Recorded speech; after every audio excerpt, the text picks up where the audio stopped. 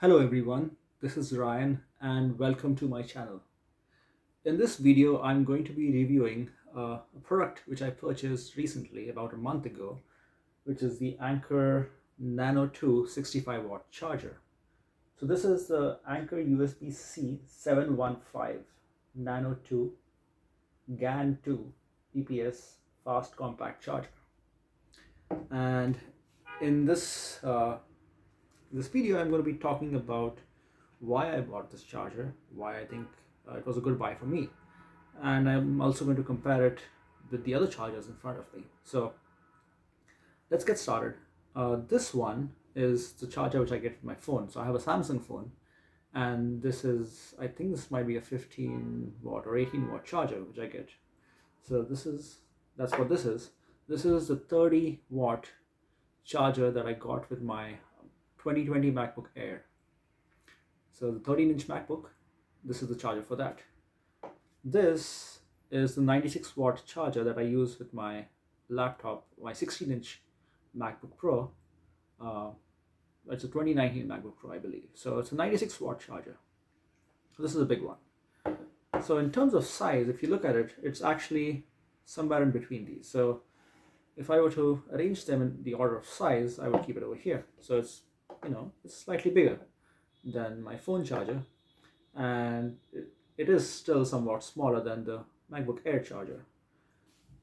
And if you compare these two, it's actually thicker than the MacBook Air charger, which is fine. Overall, it's still smaller. And if you compare it with this giant here, 96 watt charger, it's significantly smaller. If I were to arrange these in the order of weight, I would arrange it this way. So I would have this is extremely light. This is the 30 watt charger. It's maybe double of this. This is a little more heavier than the 30 watt charger, and this is at least twice as heavy as the Nano 2. So this brick is, well, it's pretty heavy, let's say. So now I want to talk about like why I got this charger and what are the pros and cons. So in terms of like this charger, so which you get with your phone, you cannot actually bend this, you see, and I don't like to have these sharp things in my bag with the risk to tear things. So although I do carry it, I don't believe I'll be carrying this with me anymore. The plus of this is that it comes with a USB-A port, whereas the Nano 2 only comes with a USB-C port. This is an important thing for you to consider if you have devices that use a USB-A port. This one is, of course, only has the USB-C port, and so does this one, right? So the Nano 2 comes with just one port, which is, for me, it was good enough because I can simply use the same charging cable that I use for all my laptops, for my phone, and I can charge everything with this. The reason why this works is, even though this is a 65 watt charger, it is USB-C charging, which means it communicates with the device before determining how much current it needs to pass to the device. So I can use the same 65 watt charger to charge my phone, my earbuds, my MacBook Air 13-inch, and my MacBook Pro 16-inch. So these chargers can just be replaced by one, and that's the nice part about having this. Now the downside of this is that it only has the USB-C, which means if you have devices which have a USB-A port, for example, I have a Garmin watch which only uses a USB-A port charging cable. So this is not going to work with that. But then I figured I carry a battery pack with me anyways whenever I'm out, so I can just use that. So that's fine, it works. One of my concerns when purchasing this charger was, will it actually charge my laptop, my 16-inch MacBook device at the same rate so it doesn't discharge, right? So this is a 96 watt charger, and of course it fast charges my laptop, my MacBook Pro. I was wondering if this would do the trick.